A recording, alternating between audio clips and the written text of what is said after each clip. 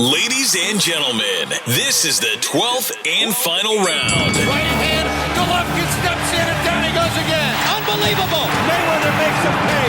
What a rookie mistake. A sensational left hook by De La Hoya. It's facts. I'm the best. You know what I mean? Sometimes I don't want to believe it myself, but it's the truth. I'm the best. I'm going to show you how great I am. From Southern California, this is the Last Round Podcast.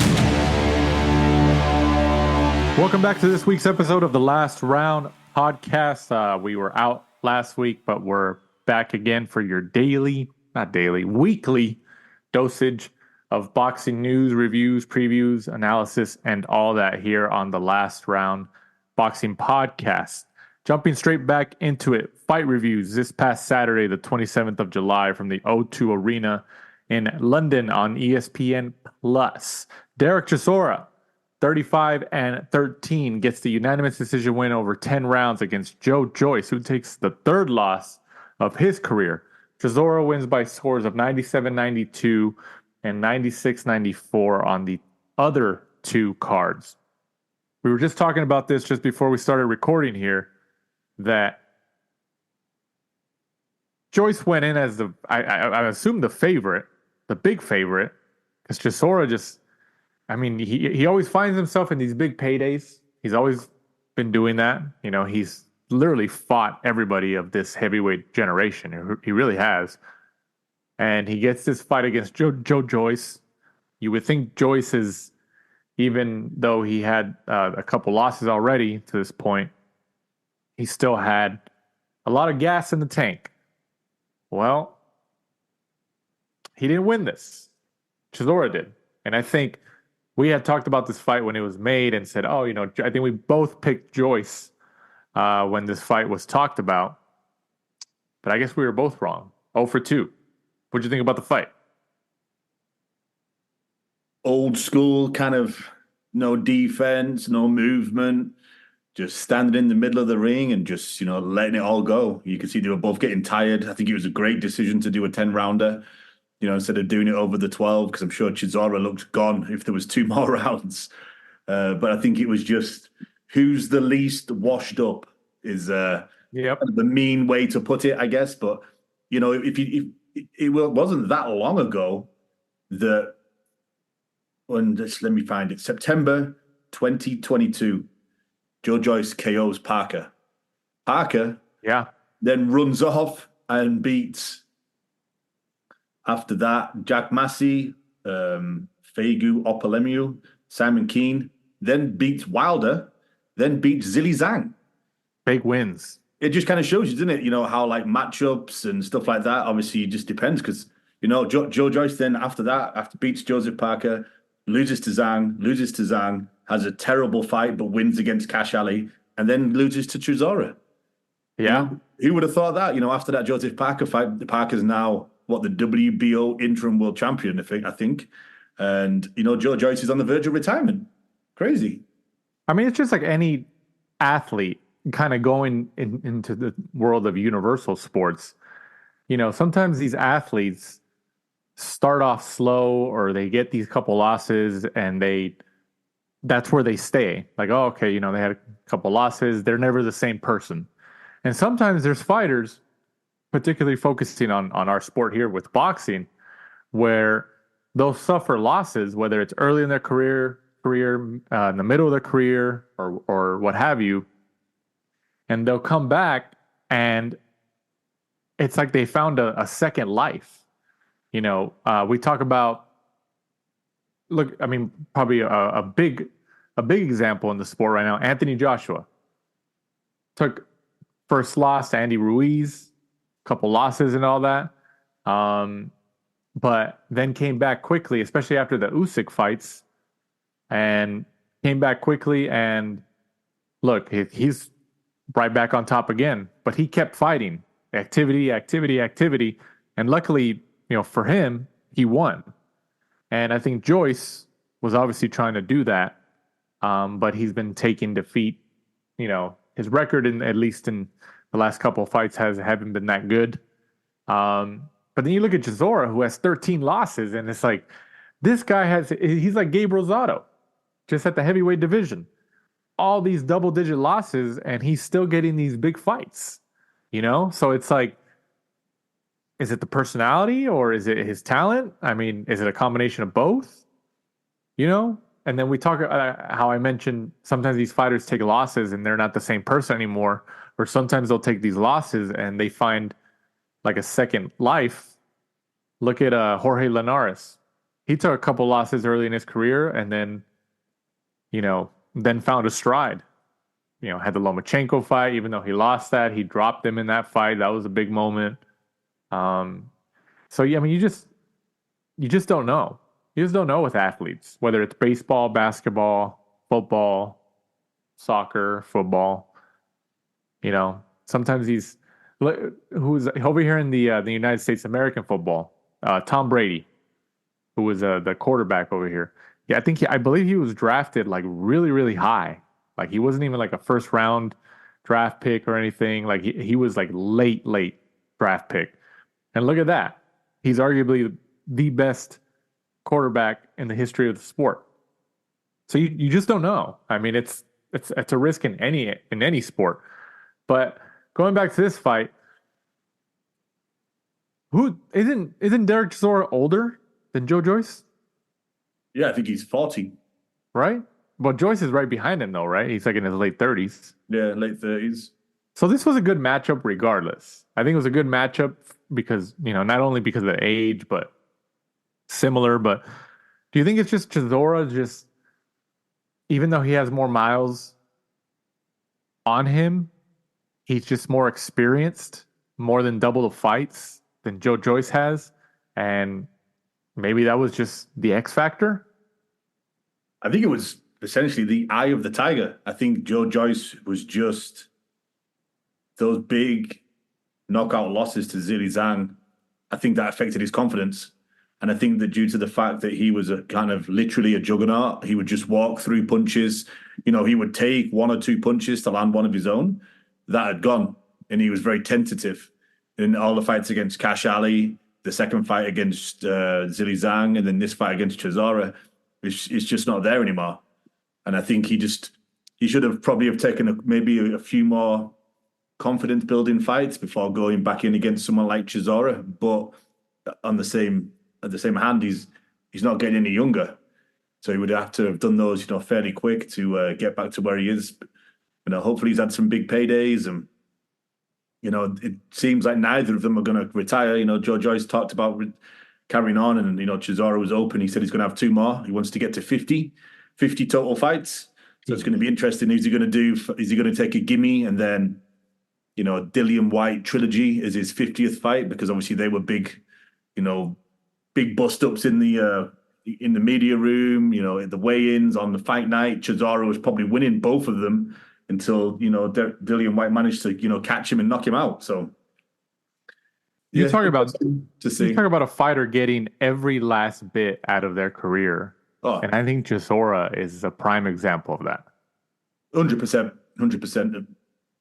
You just got to worry, how's retirement life going to be for him? Is it worth it? Because he hasn't had, the best kind of style. Like, you can see how beat up he was after that fight. So, hopefully, 5, 10, 15 years from now, he's not all, punch drunk and, he can't spend the well-deserved money that he's earned in those big fights. So do we see a rematch? I mean, we saw Joyce and Zhang run it back, which kind of looking at it from this angle, I don't know if Joyce should have ran a rematch back with Zhang, but I think he wanted to try to avenge the loss and it didn't work. But do we see a rematch here, or does Chisora? My take is that Chisora thinks like, oh no, I'm in line for something bigger. I'm gonna try to get something bigger, and Joyce will be Plan B. So if Chisora can't get a bigger payday with somebody else or a bigger name, then he might go back to this rematch. What do you think? Yeah, I'm just looking at the division now. I'm trying to think who would be two money-spinning fights for Chisora that would be makeable. Do you think we could see Chisora Wilder? And then win, lose, or draw, the Dillian White trilogy fight for his 50th is always there because it's a British dust-up and kind of records and win, if whether you're coming off a win or a loss in those type of fights doesn't really matter. Yeah. You know, someone like Wilder in Saudi for the 49th fight and then the trilogy with Dillian White for the 50th. Yeah, maybe. Wilder just, I mean, who knows if Wilder still wants to fight, you know? With these PBC guys, it's so interesting. Like, you know, like when they cross the street, essentially, or when they fight these other guys from that weren't within their stable or their universe of the PBC, like it just doesn't work, you know? But yeah, Chisora, I think, so he did say that, does he want to retire at 50 fights or does he just want to get to 50 and then figure it out from there? From the interview afterwards, it was like 50 and done from what he says. But imagine if he got two big wins, he might be thinking to himself, well, let's have a couple more. But, you know, I mean, you would think, right? If he wins this, he wins the next one, and then he wins the third one, and then he sees an opportunity or somebody gives him a call like, hey, you know, you have a lot of momentum right now. You got a second wind. How about fighting AJ? How about fighting Tyson Fury or something like that? You know, one of the big names for a big payday. I don't think he's not the type of guy that's going to overlook that. And he'll go over the 50 fights and be like, oh, okay, let's do 51 if I'm going to get one of those big names. And then that might be his swan song, you would think, right? I mean, because he has that personality and that behavior. He's like, oh yeah, show me the money and I'll do it. You know, I'm going to keep going. That's what I think, at least. And then for Joe Joyce,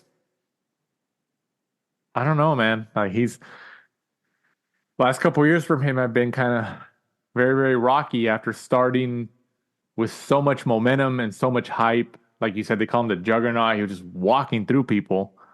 But like I said, I don't think he should have rematched Zhang, but there was probably a rematch clause, right, with Queensberry? Yeah. It's going to be interesting for Joyce because it's kind of like he's taken a lot of punishment recently. So it's like, yeah. I think a lot of people on, you know, social media, like even I think his old manager, Sam Jones, was kind of posting this is like hard to watch. Yeah. So I think there's going to be people close to him that are going to probably try to change his mind. And, you know, sometimes you're the last one to kind of know when it's the time to go, right? What about a rematch with Dubois? I mean, I know Dubois been more on a winning streak, but Dubois did lose, right? Yeah, I mean, I'm sure he maybe won it back, but you know, what was it next month? We're in now in nearly August, so September, was it 21st? You've got Joshua Dubois on the Saudi card. So maybe if Dubois loses that could be a good comeback. You know, I think so. I think sometime in the first part of next year, maybe Joyce was a Dubois, since if Dubois loses to AJ, they're both coming off losses. Yeah, if AJ starches him, if AJ knocks him out, Joe Joyce is coming off a loss. Dubois is coming off a loss. Dubois wants a bit of get back. Yeah. Yeah. Big fight. Does Chisora fight before the end of the year? Or does he wait until 2025?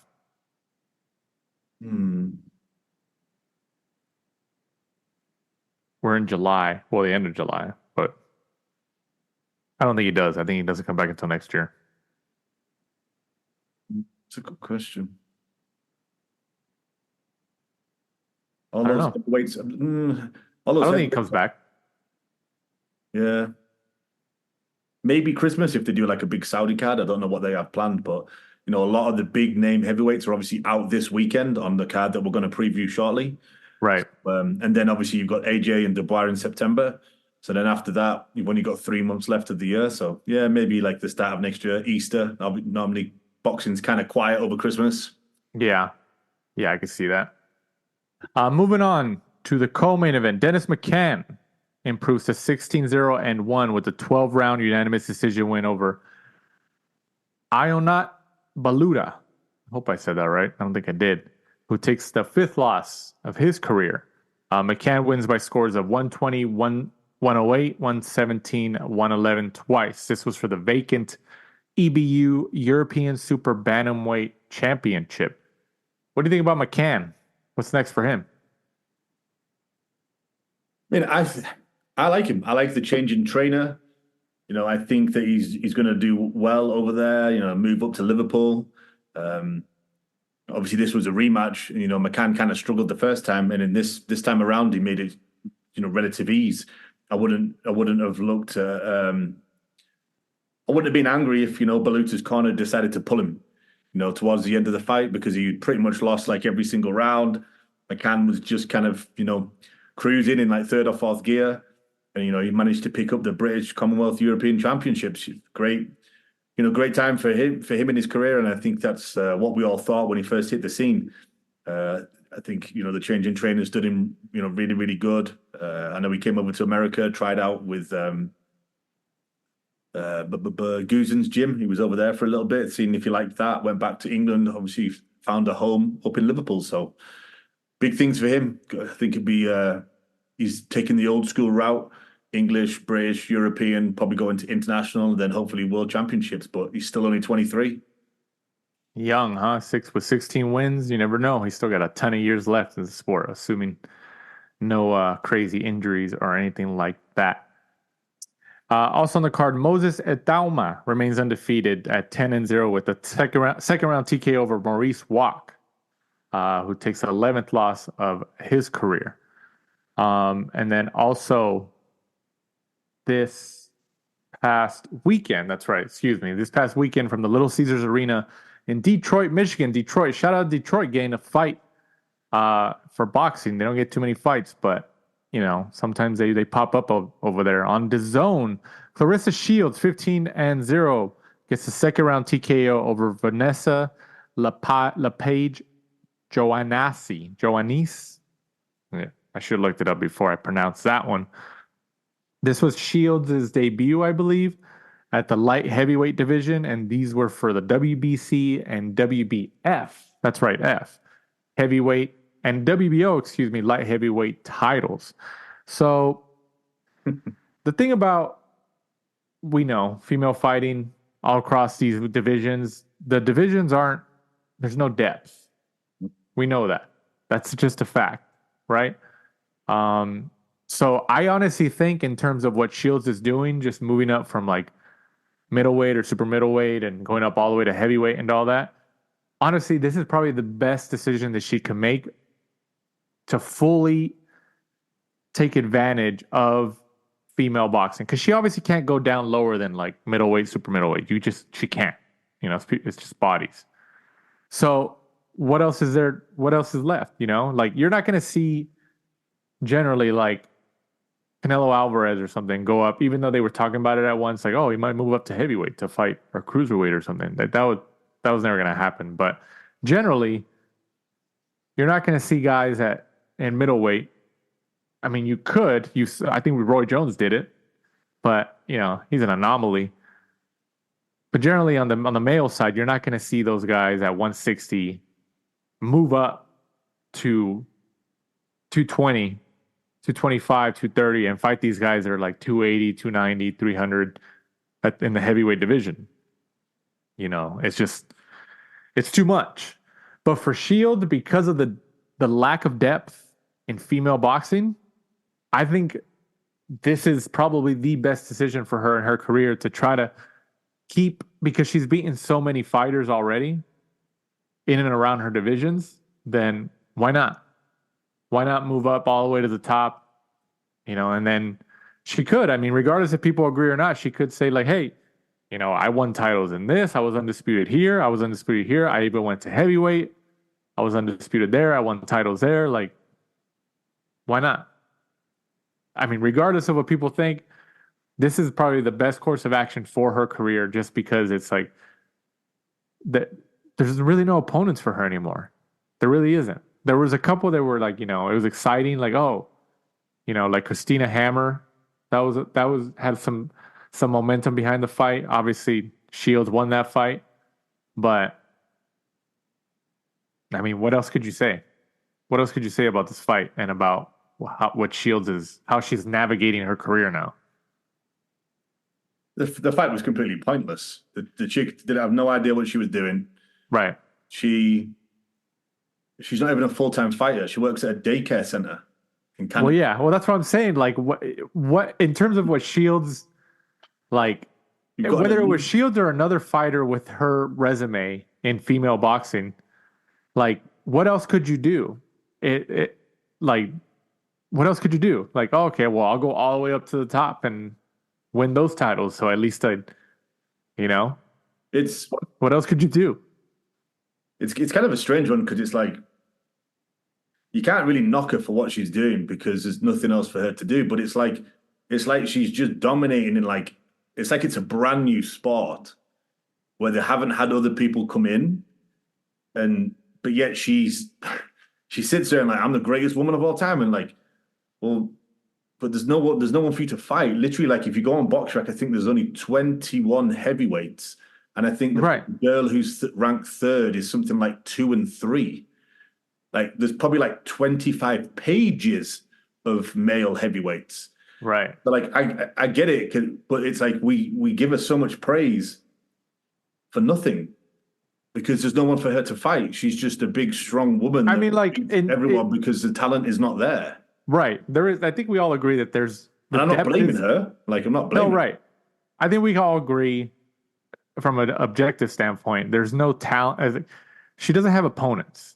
No. And it's not her fault that, she was an Olympian and she came out and she was just, regardless of what people think about her, like she's just head and shoulders above every other female fighter. She just is. So regardless of the lack of depth in female boxing divisions, I mean, does she have a point that she might be the greatest woman of all time, even at this point?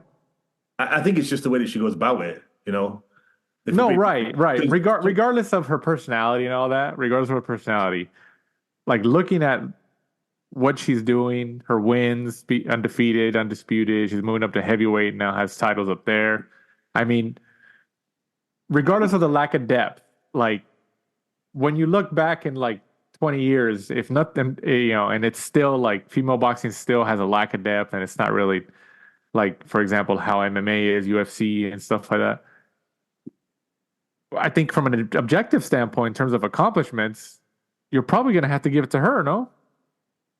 No, because Katie Taylor, is that is that what you're Amanda Serrano? Because if you sat there and I said to you like, "Hey, write down like the great female fighters of this time," 90% of them wouldn't be in her division and wouldn't have faced her because of the same thing you're talking about. Like, it would be like Delphine Persoon, Katie Taylor, Amanda Serrano, Natasha Jonas, all those types of people, And they're all in and around the same weight division. They've all fought Katie Taylor, Amanda Serrano. They fought each other where, her greatest ever opponent was Savannah Marshall. And that's it.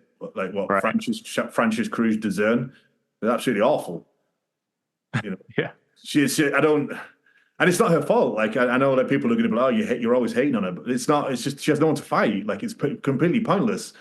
And she got a rare knockout, but that girl, and it's like, oh, she moved up to heavyweight to fight. What a great! She weighed in heavier than the girl. Yeah, I saw that. So it's like she didn't really move up. Well, you're right. You're right. She has nobody to fight. But like, don't you think like? I'm just looking at it more like if I was in her shoes, and I was like, okay, well. I know I'm better than all these women in every division.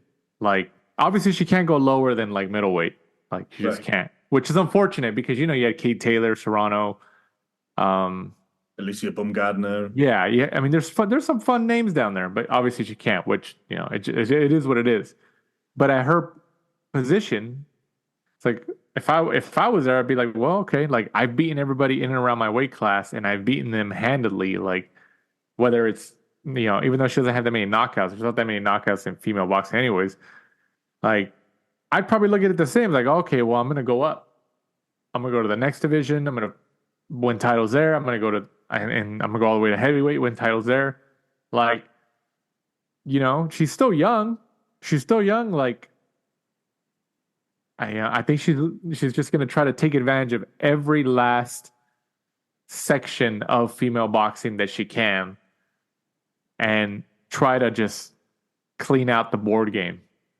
So when she is retired, she's like, look, like who's gonna beat my accomplishments? I won titles in this division, this division. I went all the way up to heavyweight. Like, I mean, you just don't know. Like, it's hard. Yeah, her and Amanda Serrano, like, they probably are going to set records that will never be beaten, because if women's boxing becomes similar to men's boxing, where it has a lot of competition and, a lot more, respectable fighters who can, go around and fight each other, then nobody's going to be able to do what they did, because they did it with such a weak pool. Because Amanda Serrano's won like 6 or 8 different weight classes, right? Something like that, yeah. Something incredible. And then obviously Shields has done the other ones. She's gone middleweight, super middle. Like, I don't know why they didn't do cruiser, because obviously they did light heavy. I mean, like, I would think that, I don't know, maybe she just skipped over cruiser and like, I'm going straight to heavyweight. I mean, maybe I can see that, but like, I don't know, maybe her and her team explored cruiserweight and they just couldn't make a fight. Like, because you would think ideally, like, just go up the chain, right? Yeah. Middleweight, super middleweight, cruiserweight, or do they have it? Yeah, they have the same light heavyweight, right? Like, yeah, they did, like, on that for that fight. Weirdly, it was light heavyweight and heavyweight. So yeah, well, of course you can bend the rules a little bit more on the female side, but unless you're Tank Davis, remember when he fought Leo Santa Cruz? He had 2 titles on the line for 2 divisions. Yeah, so you can bend the rules everywhere, I guess, as long as you have power and there's enough money in the sanctioning fees. So it's going to be bent regardless if it's a beneficial for everybody involved. But yeah, I mean, I'm assuming her goal is to become undisputed at heavyweight, right? I mean, I don't know. You've got to feel for her in some ways, because there's no one for her to fight. It's obviously looks as if they're trying to position her against Savannah Marshall for a rematch in MMA. They both signed for PFL. So at some point, I assume they're going to have that fight in MMA so they can get another payday. And then maybe, if Savannah wins that, maybe they'll have a trilogy back in boxing. Yeah. But like, beyond that, there isn't really anything I think we want to see Shields do, because she's kind of going round in circles and fighting the same faces again. Right. Like, she's literally done everything you can up until this point. So it's like, okay, now what? It's kind of like Canelo Alvarez.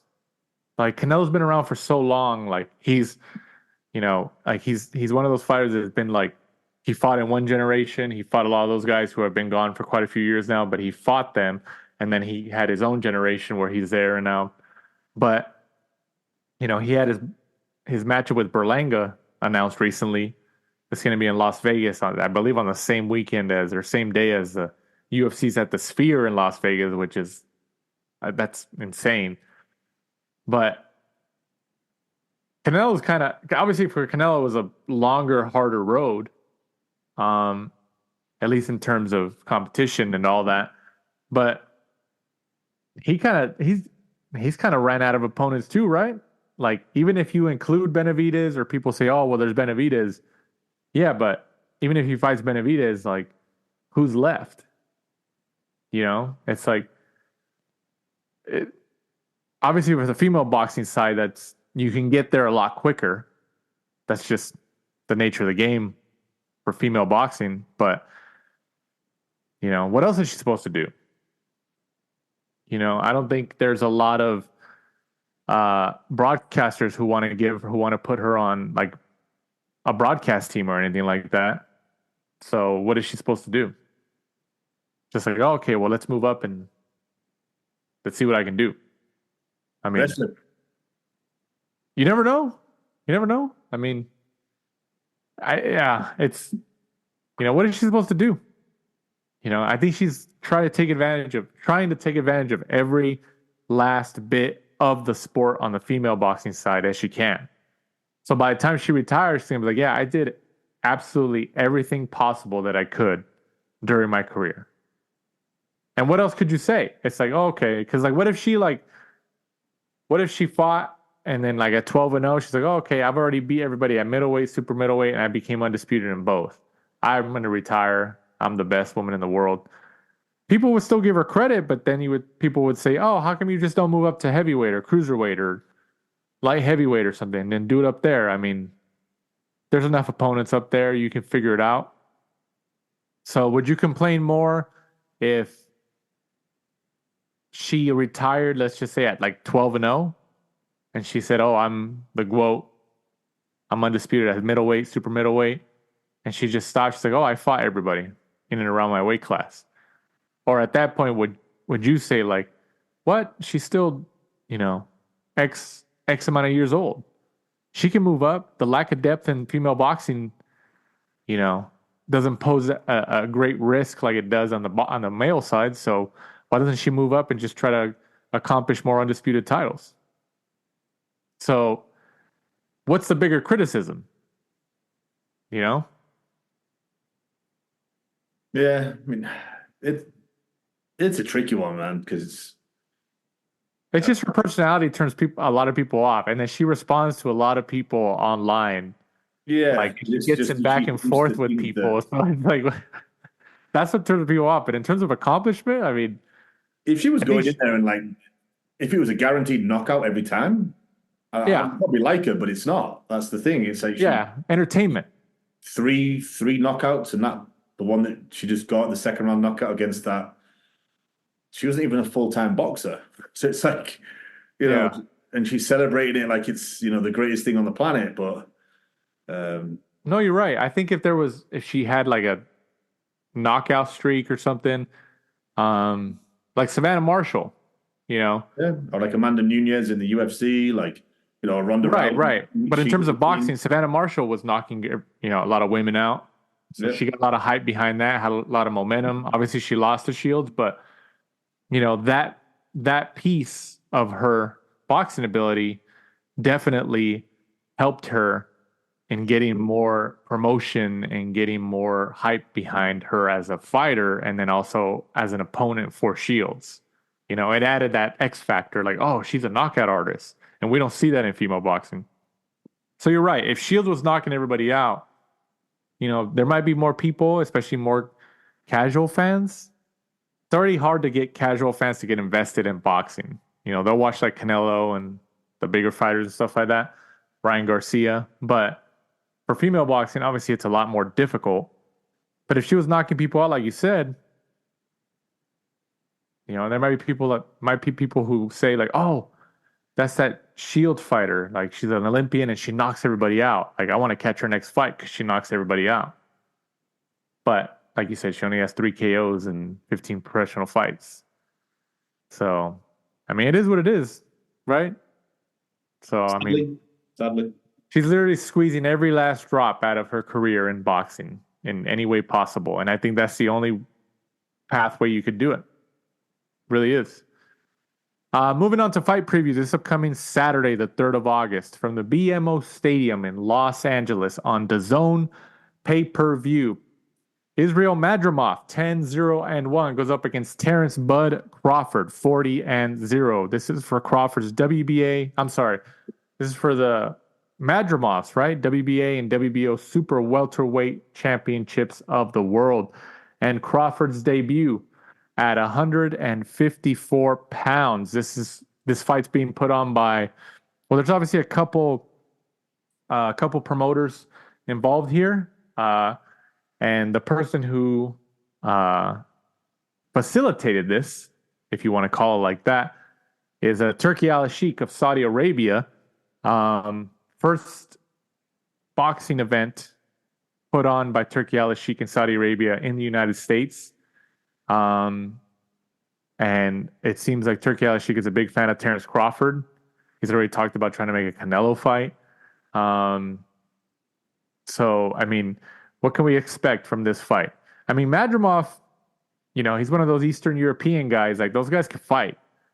So, I mean, but Crawford is just like on a different level. But I don't know. Are people kind of overlooking Madrimov just because Crawford is such a special talent? Yes, I think you're right in saying that. I think Madrimov might be Crawford's toughest fight. Yeah. You think so? Tougher than Errol Spence, tougher than Ndongo. Well, I don't think Spence was that tough. For Crawford, at least. We thought he was going to be right going into he should have been, but it didn't work out that way. Yeah, I think he could be his toughest fight. I think because he does everything well. Who was the other Eastern European guy that Crawford fought? Or was it a Russian cat? Or am I thinking of... Who was it? Are you talking about the guy that dropped him? Yeah, who was that? Kavalauskas. Wasn't Kavalauskas a pretty tough fight for him? Yeah, he dropped him, but I think they called it a slip, right? But that was a knockdown. Yeah, that was totally a knockdown. Managed to turn it on, and he got him out there in the 9th. I mean, I think boxing fans have come to realize that these Eastern European cats, like, they're the real deal, man. You talk about pound for pound, like, if you wanted guys to, like, you can pick and choose, like, the fighters you want, like, on your Olympic team or something. Those Eastern European cats are like, yeah, I'm going to pick all these guys. Because these guys have all proven, like, the training that they get is ridiculous. Like, and Madrimov obviously doesn't have a name. He doesn't have the marketing behind him. Crawford has really, in the last 2 years or so, especially following the Spence fight, he's really gotten a big boost to his personality and his marketable ability as a fighter. And he was just on the WWE, I think, last week. Mm-hmm. He was on, I think, their SmackDown show. So that's big, man. That's big because WWE, obviously, they're already such a huge global brand. And also, like, they merged with the UFC and Endeavor and all that. So that was big, get their fans and their fan base to see him. Like, oh, who's this? Oh, that's that Crawford guy. They start Googling his name on YouTube. They see the Spence fight. They see how many people were in Vegas for that. And it's like, oh, this is insane. So Crawford, obviously, he's a special talent. The guy's ridiculously good. But this could be one of those where, I don't know, how percentage chance, how much of a percentage chance do you give Madrimov of actually pulling off this upset? It's Crawford's debut at 154 too. And Madrimov has both titles, right? WBA and WBO? 40%. That's actually pretty high. I think he's just better than people think, just because he's not got the name and he's only had, 11 pro fights. But I was speaking to Joel Diaz and Antonio Diaz last week at Fantasy Springs. Is that who he trains? They were adamant that they're going to beat him. I mean, and Joel Diaz is like, he's over here in the Coachella Valley, where ironically the Coachella Music Festival happens all the time. He's been there for years, all his life essentially. He trains all his fighters, and all these Eastern European guys, when they come to the United States, they go there to train with him.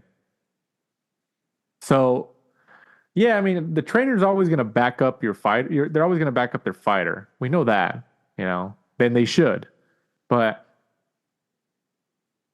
if anybody has any confidence in the statement like that and backing up their fighter that you can't essentially overlook as like, oh, well, you're just backing them up because that's your fighter. Of course you're going to back them up. It's going to be Joel Diaz. Because these Eastern Europe, like I said, these Eastern European cats can fight. They can fight. So, yeah, I'm going with Crawford regardless. Like, I think Crawford's just, he's got a killer instinct. Like, he's a special guy, and especially after the Spence fight. I wish he fought before the Spence fight, because it's been, just over a year? Yeah, it'll be 13 months. Just over a year since the Spence fight.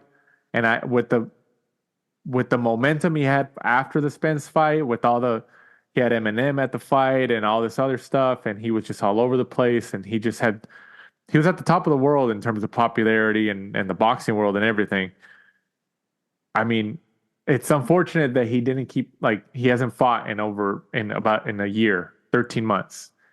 Even if he just fought somebody like a couple months later just to keep it going, obviously he has enough money, but just to keep his, keep his thing going. Because imagine if he fought later, like let's just say 4 or 5 months later, 5 months, there probably could have been a decent section of casual fans who would have tuned into his fight. Like, oh, that's that Terence Crawford guy. Yeah, he just beat Spence, and that's where Eminem was at his fight. I mean, he capitalized on his momentum, right? On his popularity, but should have done. He should have just picked like a voluntary, just to keep. Yeah, I felt like he should have, man. He should have just keep the momentum going. But I get it. He's made a ton of money. He got paid very well for the Spence fight. Take some time off. He's already put in a ton of miles in the sport, and he was negotiating with all these other promoters and ended up making a deal with Saudi Arabia and Turkey Al-Sheikh. So, I mean, how does this fight end?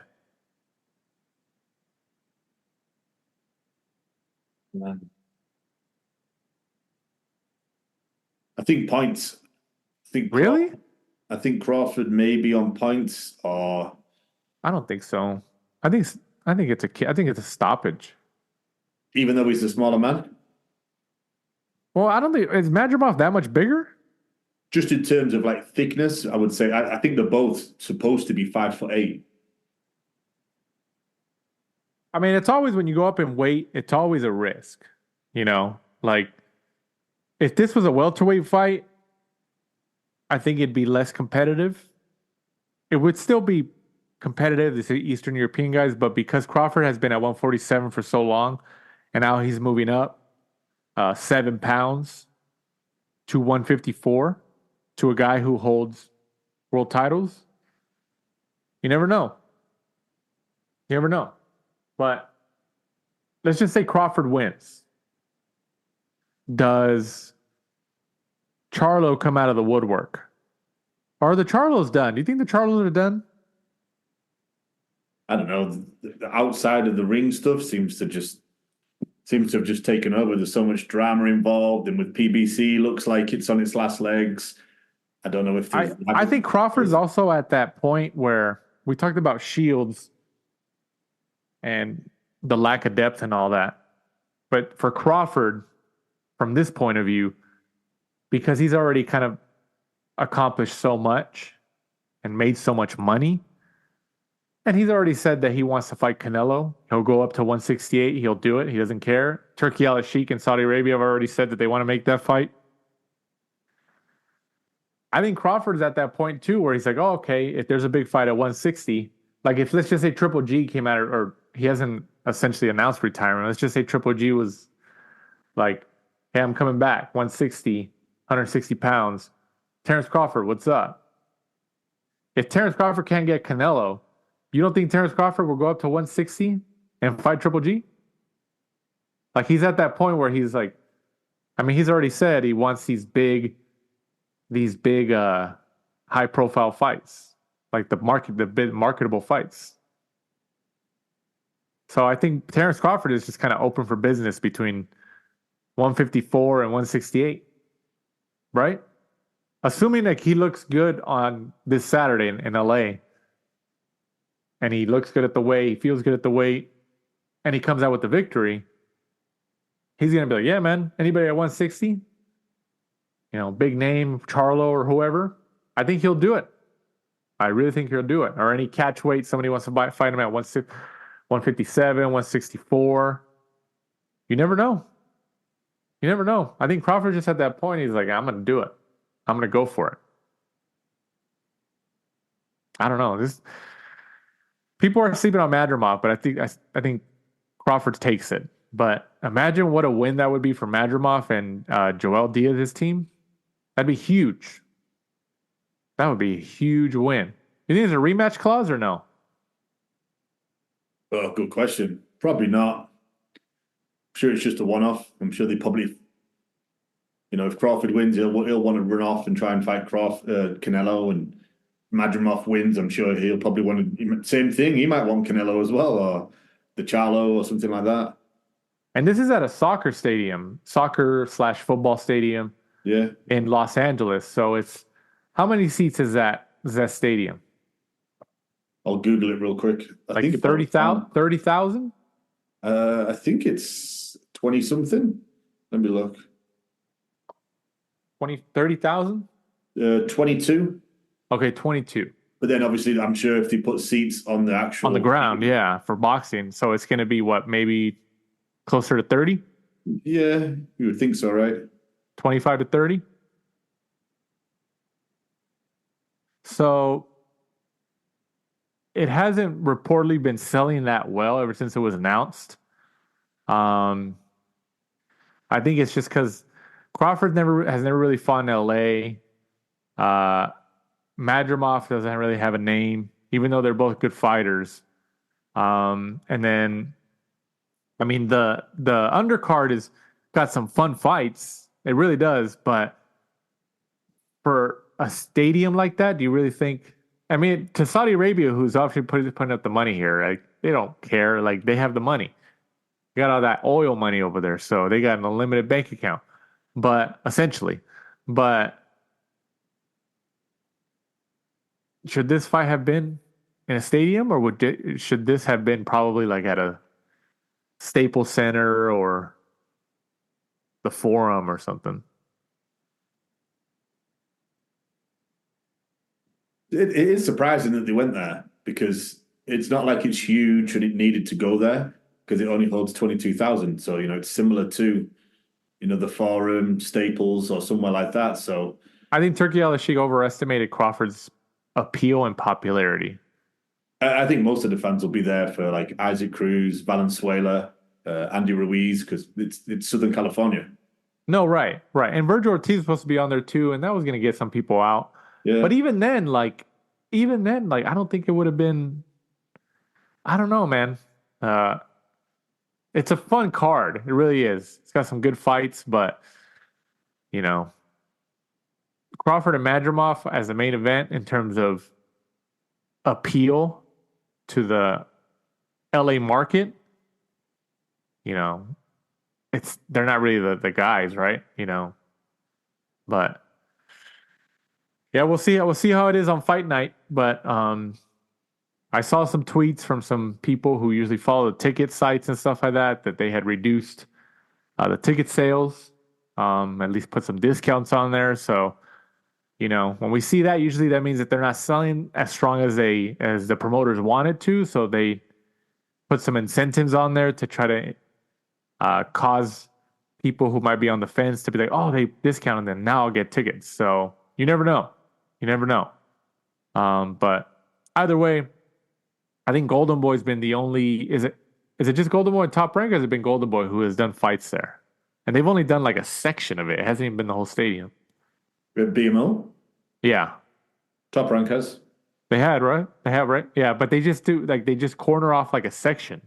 Yeah. Like, this is the whole stadium. So, I really hope they fill it out, or they have a sizable crowd, because it'll look cool on TV, and then that'll entice other promoters to see how it looks and be like, oh, I can bring, Canelo Alvarez, or I can bring,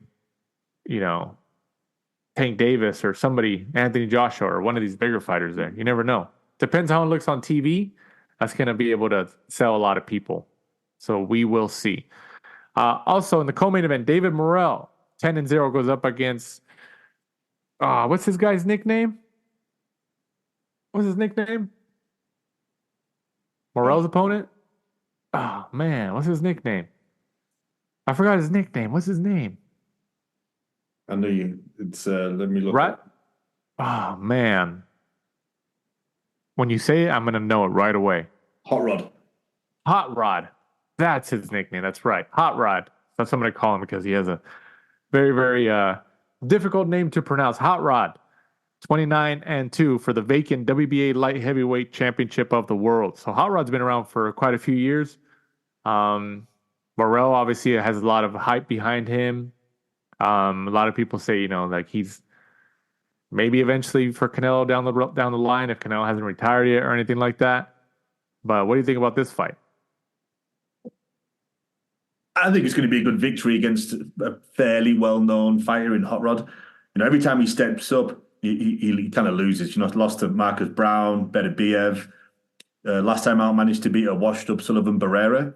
But if you look at his resume below that, it's a load of names that you don't even really recognize. So I think Morrell probably, gets him out of there. I'm going to put my money on Morrell stoppage. What round? 7. Oh, really? Within 10?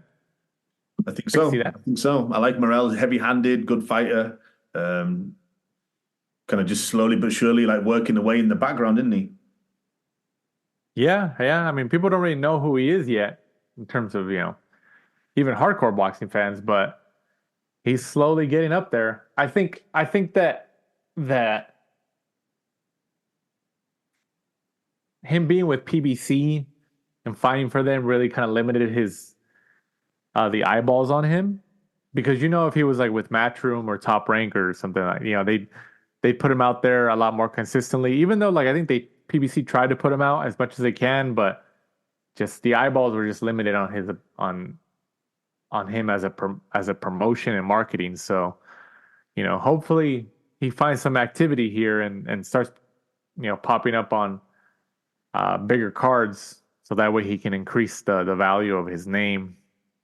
So, because if Berlanga can get a fight with Canelo, I don't think Morrell's that far off. I really don't think Morrell is that far off at all.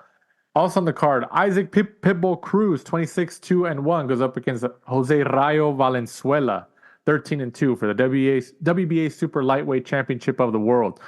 Honestly, this might be the funnest fight of the night. 2 Mexican fighters. What do you think?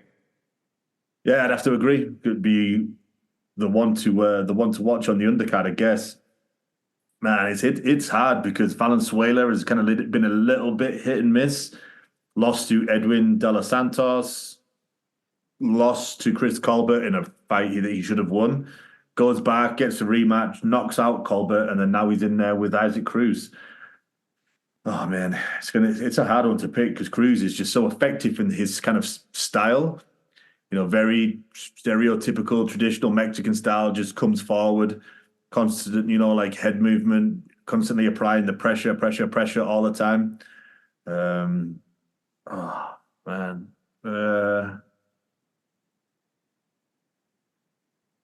I'm gonna go Pitbull, but just. I think it's a hard one. It's a hard one. Well, Rayo Valenzuela, he trains at Robert Garcia, right? Benavidez gym. Oh, he's a Benavidez guy? Yeah, unless he's changed. He was a Benavidez. Oh. I'm going with Cruz. I think it's going to be a fun fight, but I'm going with Cruz. I think Cruz, ever since that fight with Davis and how he's been out there, I think he's really got that second wind. Not second wind, but that notoriety he's been getting has really elevated his game as a fighter. So I'm going Cruz, but I think it will be a fun fight and it'll steal the show. It'll be the funnest fight of the night. And there's going to be so much energy that's going to I'm guessing that's going to be taken out of that stadium that, they're going to have to come down from their energetic high for the rest of the night with Morrell and Hot Rod and then Madrimov and Crawford. So, yeah, 2 Mexican fighters, man. Rarely disappoints. So we will see. But I'm going with Cruz on this one. Actually, and then also on the card, another Cruz. Oh, what were you saying? Yeah, he is with Robert Garcia. He is, right? I knew he was. Okay, you know what? I know. I'm just thinking I might change my pick and go. Yeah, see, that's why I asked that. Exactly why I asked that, because, you know what? It looks like he moved there last year. Yeah, I knew it. I was like, I think he was with Garcia. You know what? I think that's the X factor, man. Yeah. Robert Garcia has a proven track record. Like, Just the sparring in the gym. I'm going Valenzuela. Because of that, I'm switching it. When you said he was Benavidez, I was like, okay, it'll still be a fun fight, but Robert Garcia is such an X factor at that gym. He really is. Because of the work that they get there and the sparring, like, I'm going Valenzuela. I'm going Valenzuela on this.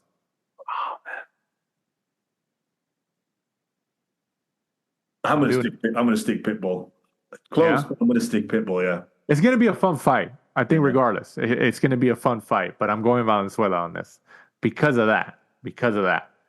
Also in the card, another Cruz, Andy Cruz, the Cuban Olympian, I believe. 3-0 goes up against Antonio Moran, 36-1 for the IBF International Lightweight Championship of the World. And also on a heavyweight matchup, Andy Ruiz, 35-2, the former heavyweight champion of the world. He goes up against Jarrell Miller, 26-1-1. This is also going to be a fun fight. Kind of like a crossroads fight for these two, right? Yeah, 100%.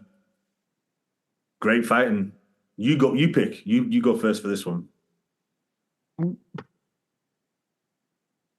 going Miller, man. I just think Ruiz, ever since he got those paydays from the AJ fight, he got knocked down by the Nightmare Chris Arreola in Carson, California. Like, I just think, I don't know, Miller. I don't know. It's an intriguing fight because they're kind of both at a similar stage. Now Ruiz is obviously ahead of him, but especially financially. But I'm going Miller, man. Even though Miller's a big cheater. It's a hard one because they're both like sloppy. Yeah. You know what I mean? Because you don't know, like, you don't know. Is Ruiz going to get in there? And he's had a good camp. His head's in the right place. Is he going to come in super fat? Whereas Miller, you're like, okay, are all those previous performances where everyone was astounded? Like, look at the size of him. He's a 300-pound man. Like, how does he throw so many punches and not get tired? Is all of that just due to the drugs, Yeah. It's super hard. There's so many variables in the fight that you just don't know, like, what they're going to be like on fight night. But I would say, looking at the previous performances, and Andy Ruiz has kind of like let himself down so many times before. Hopefully he's got his mind right. I think I'm going to go Ruiz on points because just Miller's so goddamn big. But then look at Miller, like the picture he put on the other day, unless it was filtered, he's been training with Jared Ennis's camp and Jared Ennis's dad, and he looks super ripped. Yeah. I'm going Miller, man. I just think Ruiz just doesn't have it anymore. Like, when he started making a lot of money, we've seen it before and we're going to see it again in the sport. But Ruiz, I get it. Sometimes the world championship and the success is that financial bar. And he did it. He did it. With the AJ fights, he did it, man. He got paid. So, but I'm going Miller on this one. But either way, this is an intriguing fight too, just because it's kind of like a crossroads fight, like I said. Also on the card, Jared Anderson, 17-0 goes up against Martin Bakole, 20-1. This is another fun fight, right? What do you think about this fight? Another good one. I don't know. It's another hard pick. I mean, you got to give it to Turkey, Al-Sheikh, Saudi Arabia, regardless. Like, because they have like an unlimited bank account essentially over there. These guys all step up like, oh, okay, well, I'm going to get paid. I'll take the fight. And we know boxing, because it's oversaturation of finances, that's kind of what it takes to make these fights, right? No, 100%. That's what you need. Anderson or Bakole? Who you got? I'm going Anderson. I'm going to go Bakole because Anderson, Really? I didn't like that interview that we spoke about before where he was sat there with Roy Jones and he started crying and he was kind of like, oh man, there's so much pressure. And he was saying... Did he get arrested in Florida? He got arrested twice. Twice, right? Yeah. Due to that, like him saying he's only in boxing for the money and he wants to get in and get out and he doesn't really love it and because of all the pressure on him and stuff like that, I think Bakole. I just think Anderson's kind of in it for the wrong reason, and I think if you don't love boxing to that it's kind of like too much of a hard game to be half in, half out. Right. Yeah. No, I can see your point, but I'm still going Anderson. I don't know. I just feel like this is probably going to be his toughest test to date. Yeah. You would think, but I don't know. It's a good fight. Like I said, give credit to Saudi Arabia and Turkey Al Sheikh in these matchups here. The checkbook forced these people to go up against each other. So at least, from a fan perspective, that works out. Also on the card, Zayed Al Mayouf. That's a hard one. 5-0 goes up against Michael Bullock, 6-7. Damn, 6 wins, 7 losses. Look at that.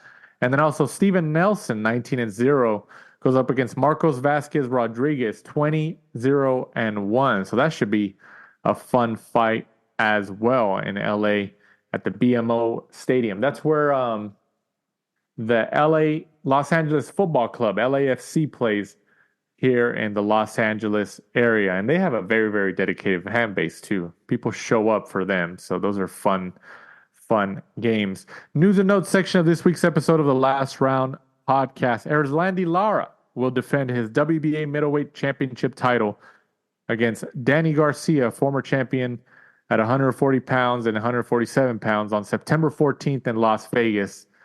The fight will serve as the pay-per-view co-main event on the Canelo Alvarez versus Edgar Berlanga card. Hey, man, you got to give it to Al Heyman. He still rewards these guys, man. Garcia hasn't fought in what? How long? Then he comes back straight into a title shot, huh? So, but it's just a WBA.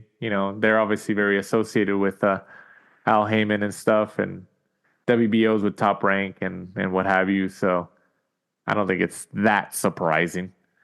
And then, like we mentioned earlier, this Canelo Alvarez Edgar Berlanga card will be at the.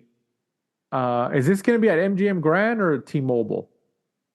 MGM, because Dana White was kicking off about how the MGM have never done anything for the UFC, and he can't believe they've agreed to do this fight at this day, on this time, and stuff like that. So it's going to be interesting, dude, to see whether boxing still has that date or whether UFC are slowly but surely pulling it away.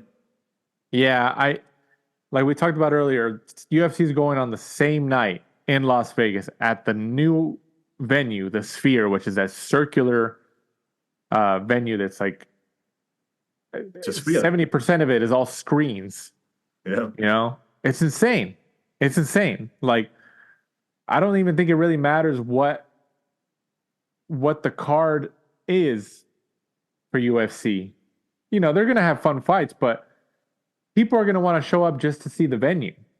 It'd be stupid to put like a Conor McGregor in a fight at that venue because he already sells on his own. You put him a couple months later at T-Mobile or wherever, he sells. He's a marketable product. The venue here is the marketable product. People are going to show up just to be in there, just to see how it looks. Like, oh my God, combat sports in a venue like this? I want to check that out. I'm going to buy a ticket just to check that out. And Canelo Alvarez, people were wondering for months, especially since Dana White had announced that he was going to try to get the September date for Mexican Independence Day at the Sphere. People were anticipating, okay, who is Canelo going to fight? The only one to really be able to compete, if he goes on the same day, to be able to compete with something like that from Dana White is David Benavidez, right? But yeah, I mean, that's the one that everyone wants. No one. Yeah, he's the only other name that could have legitimately oh yeah, like I'm gonna watch that. Like, I'm still surprised Berlanga got it, but I fully believe Berlanga got the fight. Fully believe, because Canelo does like Eddie Hearn. Yeah, and he doesn't. Like, he's already said in interviews that they like each other. Like, he's like, this guy's cool. Like, he's my friend. And I fully believe that when Canelo signed with Al Heyman and PBC to put fights on over there for a couple deals or a couple fights on a deal. He told Eddie Hearn, he's like, "Oh, don't worry about it. Like, I'm gonna get you involved in some of these fights." I fully believe Canelo Alvarez he'll never admit it, but he's doing this as like as a thank you and as like uh essentially as a thank you to Eddie Hearn and Matchroom Boxing because he's got along with him, you know? And he's had fun with him. He likes how Eddie promotes his fights. When he fought Billy Joe Saunders, when he fought who's the guy he fought in Miami? Like he fought him in like soccer stadiums, like in football stadiums. Like they were huge. They were big events, you know, and they were all put on by Matchroom and Eddie Hearn. Like Eddie Hearn has always said, he's like, you got to treat these guys like they're stars that they are. He's like, you got to spend the money and show them, like, like you put in all this hard work and you draw this kind of money. So we're also going to invest in you and show you, like, this is what star treatment is about. And he's right, man. He's right. That's exactly what you got to do to keep somebody like Canelo Alvarez, like the star of the sport, like loyal and happy. So I fully believe that Canelo Alvarez picked Berlanga as a thank you to Eddie Hearn and to help out Eddie Hearn because he likes him and they're friends. Am I wrong? Is that a conspiracy theory? Absolutely not, Danny. Killed it. Nailed it. Yeah. Fully believe that. So, but I don't think this is the Berlanga as an opponent it's not going to help in the competition on the same night with the UFC and the Sphere. So that's definitely going to be tough. Definitely going to be tough. And then ESPN wrote a story where they interviewed Dana White in regards to Canelo's announcement about fighting the same day in the same city, within like a mile or two from each other. Dana White said, quote, "Canelo's one of those guys that I respect, and hey, good on Al Heyman. Heyman snatched that date right away from me. The guys at MGM have done nothing but effing disrespect me and the UFC for 20 years. It is what it is. Here we go." End quote. So Dana White's pissed, man. He's pissed. So is he pissed? Let me ask you this. We're just talking about it here. Should Dana White be pissed at MGM? Or should he be pissed at Al Heyman for trying to take that date? Or Canelo. I mean, Canelo's the boss. Because Al Heyman probably asked Canelo, like, hey, UFC's on this date, like, and this is a big event for them. How about we go like 2 weeks before or something? And I'll bet you Canelo was like, no, that's my date. We're going that day. I guarantee you that's what he said. It's strange that, the UFC announced it so long ago that they would want to go up against them because the UFC is a flipping juggernaut. Yeah, now it is. Yeah, it's huge. Especially since they merged with the WWE. I was at a sports bar this past weekend out here in LA, and I started seeing posters in this sports bar of UFC and WWE events combined.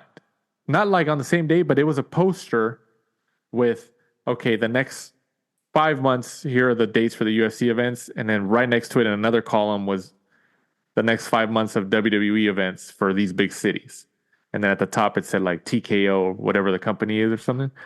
So like the power of the marketing behind both of those companies is ridiculous. It's insane. They are. We talked about Joe Joyce being a juggernaut in media and sports. The UFC and WWE and entertainment and combat sports, and just in terms of reach, that's a juggernaut right there. That is huge. Wonder what they'll buy next. Be interesting to see what they. Well, remember your boy Rick Glazer, and we're saying the Top Rank was going to be bought. Yeah. I mean, that could have been like maybe like a deal that was on the table and people backed out. So that's why they're never going to admit that was like they're never. And it's also like TKO is a publicly traded company. So these companies, especially who are publicly traded, they're never going to admit that because they're like, oh, we need to get this all signed and sealed and delivered because we don't want to affect the stock price, even though it still might affect it. But I mean, there possibly could have been a deal on the table, and then somebody backed out or it just didn't work out. So that's why I say no. Maybe it didn't happen, but it made sense. It made sense, and and they've interviewed Dana White. Said he wants to get into boxing. He said it for years now. He just kind of hasn't. And even people at the WWE, like Stephanie McMahon, and then their new president Nick Khan, has said that they want to explore boxing opportunities. Nick Khan's always been a boxing guy. He was a sports agent, and he's always been a boxing guy. So I can see it eventually, and it makes sense to be top rank. It really does. They're probably, at least in the United States, they're the most attractive product as a promoter that there is. So, yeah, it's going to be a very, very interesting next couple months. And let's see how the Berlanga Canelo card performs up against the Sphere and UFC, because that's going to be huge. And Dana White, when he gets a grudge, man, regardless of what people think about him, when that guy gets a grudge, it's real. And he has power. So, yeah, you definitely don't want to get on his bad side.